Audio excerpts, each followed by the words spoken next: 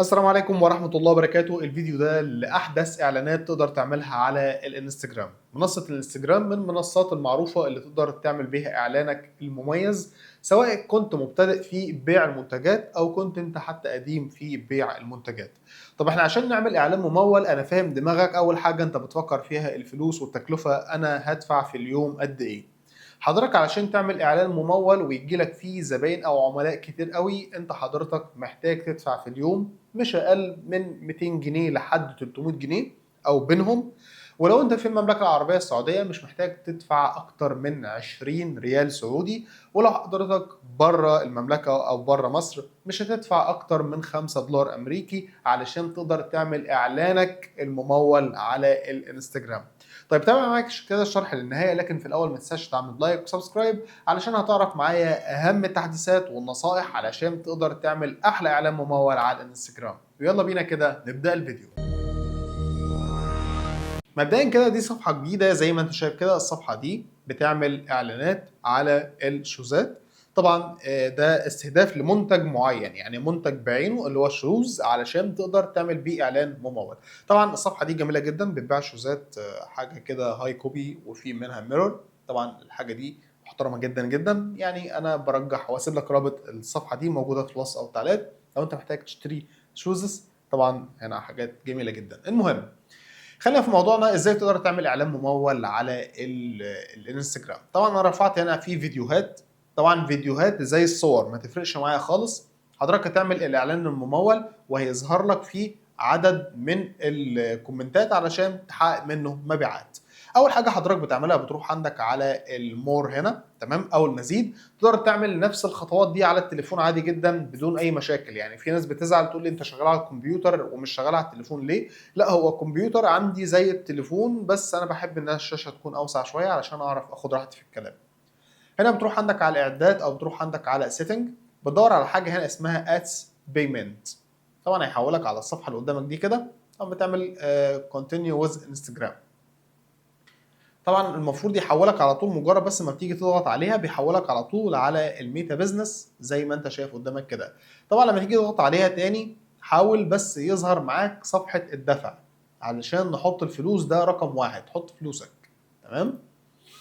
طبعا ده هنا ما ظهرش معايا الصفحة وبيحولني على صفحة الميتا. مفيش مشاكل عندي.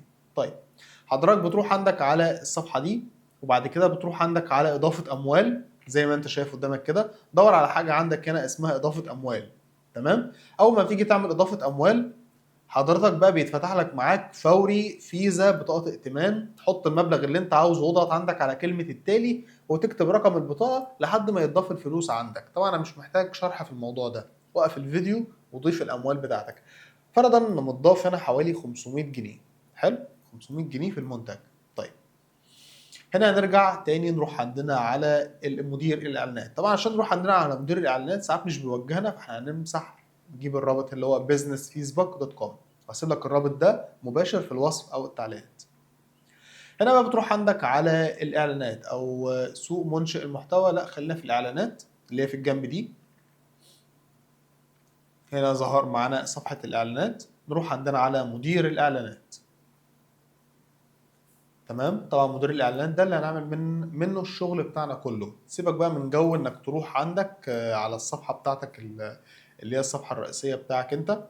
لان في ناس بتعمل غلطه كبيره قوي ان هي بتروح عندها على الصفحه بتاعتها كده وتقول عامله بوست ريل مثلا، وبعد كده بيوجههم على الصفحه اللي قدامهم دي كده، بيقعدوا يخبطوا بقى في الحاجات علشان في الاخر ما بيوصلوش لاي حاجه. بتدفع ارقام وفي الاخر ما بتوصلش لاي حاجه خالص. هنا حضرتك بس بتضغط عندك على الحملات الإعلانية. تمام. وطبعا في إعلانين هنا شغالين. طبعا هنا دلوقتي الإعلانات دي متوقفة حاليا. هنا بتروح عندك تضغط عندك على كلمة إنشاء، وبعد كده بتروح عندك على حاجة هنا اسمها تفاعل. طبعا والتفاعل دي أسلم حل للإعلانات الممولة على الانستجرام. علشان تعمل اعلان على الانستجرام هيظهر على الانستا وفي مشاهده الفيديو وفي تفاعلات في عمليات تحويل وفي كمان مكالمات. طبعا احنا مش هنستخدم مكالمات علشان ما يزودش علينا التكلفه او عمليات التحويل حتى. طيب دلوقتي احنا بعد ما تيجي تضغط عندك على انشاء وتفاعل وتضغط عندك على كلمه متابعه هحولك على الصفحه اللي قدامك دي كده. بس خلينا في الاول والاخر خلينا نروح بس عندنا، هنحذف ده كده على الاعلان اللي حضرتك هتعمله. طبعا نضغط عندنا على كلمه تعديل وهيظهر لك في الاول في الشكل اللي قدامك ده كده. سيبك من كل اللي انا عملته، بس هيظهر لك الشكل الاول ده كده. هنا بتكتب اسم الاعلان، سواء كنت عايز تكتب اسم اعلان رقم 1 او 2 او 3، دي حاجه ترجع لك. هتنزل تحت كده تقول له انا عرض خيارات اضافيه، هتخلي كل حاجه زي ما هي. هنا الميزانيه هتخلي هنا ميزانيه مجموعه الاعلانيه. طبعا هو فاتح لك الاي اي، لا سيبك من الكلام ده، خليها ميزانيه المجموعه الاعلانيه، خلي العلامه دي اللي موجوده.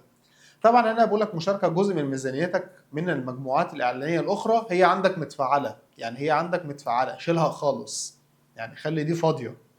يعني انت هتعلم بس على ميزانيه المجموعه الاعلانيه. تمام. وبتنزل تحت كده، لو قال لك اختبار A و B تشغيل اعمل لها ايقاف.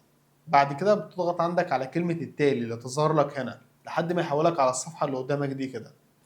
الصفحه دي مهمه ودي اللي فيها الشغل كله، خلي بالك. هنا بتروح عندك على موقع التحويل اللي هي انستجرام دايركت، نظهر ملف الشخص بتاعك. انت تنزل تحت، سيبك من كل الكلام ده. هنا بتحدد الميزانيه اليوميه. الميزانيه اليوميه ممكن نحددها، نخليها مثلا 216 جنيه، ولو انت هتخليها 230 جنيه او 250 جنيه يبقى افضل لك. تمام. طيب هنا بتحدد هنا تاريخ البدء، هو حدد بشكل تلقائي. تاريخ اللي هيحدد عندك بشكل تلقائي، تاريخ الانتهاء ما تحددوش خالص. ليه بقى؟ لانك لو حددت على تاريخ الانتهاء للاسف انت بتصرف فلوس على الفاضي ومش هيجيلك اي تفاعل. ليه بقى؟ لان هو بيشغل لك الاعلان في اخر يومين او 3 ايام وانت مش هتستفاد بالاعلان خالص. يعني انت لو عامل اعلان 3 ايام هو هيخلوه لك يوم واحد، يبقى انت بتصرف فلوسك على الفاضي. فحضرتك بتعمل تاريخ بدء الاعلانات، اعمل بيه الاعلان الممول عادي جدا، وحضرتك بتفصله بشكل تلقائي او مانوال، عفوا بتفصله بمانوال بعد ما تيجي تنزل التطبيق عندك على التليفون او من على الكمبيوتر. تمام. وافهمك ازاي. يعني بتخلي تاريخ البدء زي ما هو، مثلا النهارده تاريخ 7، النهارده 10/7. طبعا هيظهر معاك هنا 10/7. انزل تحت كده شويه، جدولة الميزانيه، سيب كل حاجه زي ما هي، ما تلعبش في اي حاجه خالص. طبعا بعد كده انت بقى بتخلص كل الكلام ده، بتنزل تحت بيقول لك هنا الجمهور. طبعا هنا بتختار الجمهور بتاعك انت. هقول لك بقى على حاجه مهمه جدا وتركات حلوه كده في اللي هو الجزئيه دي، لانها مهمه جدا جدا جدا، خلي بالك. كل عليك بس بتروح عندك على المواقع هنا زي ما انت شايف. طبعا بتختار الموقع بتاعك. فرضا ان احنا هنبدا من اول القاهره، ما تختارش مصر كلها، لا ابدا من اول القاهره او البلد اللي انت بتعمل فيها الاعلان بتاعك. يعني مثلا انا هبدا من اول المنصوره مثلا. حلو، ابدا من اول المنصوره. فشفت انت النقطه اللي قدامك دي كده، النقطه دي بقى دي اللي هيبدا فيها الاعلان. يعني كل واحد معاه تليفون حوالين الدايره دي هيظهر الاعلان الممول بتاعنا. طيب ممكن نوسع الدايره دي، يعني خليه مثلا ايه لحد 45 كيلو مثلا. تمام. 45 كيلو يعني يكون حلو قوي. اللي هو مثلا نجيب ايه، طنطا بجزء من الدمياط بالحته دي. ممكن انت تكبر براحتك، ده حاجه ترجع لك انت.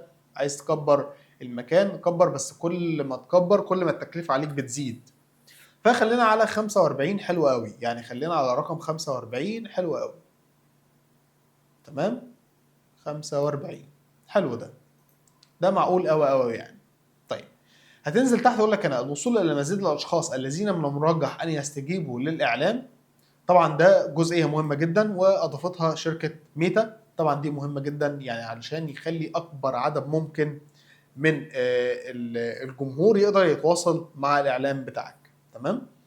طيب دلوقتي بتروح عندك على المنصوره، زي ما انت شايف في 3 نقط في الجنب هنا، لو جيت تضغط عليها او تصفح، هتروح عندك على التصفح هنا هيحدد البلدان. تمام. طبعا البلدان اللي هي في افريقيا بتاع، وعندك هنا تحدد المناطق، وهنا بتحدد المواقع المحفوظه. في ناس بتلعب في الاعدادات دي، النصيحه مني ليك ما تلعبش فيها خالص، خلي كل حاجه زي ما هي.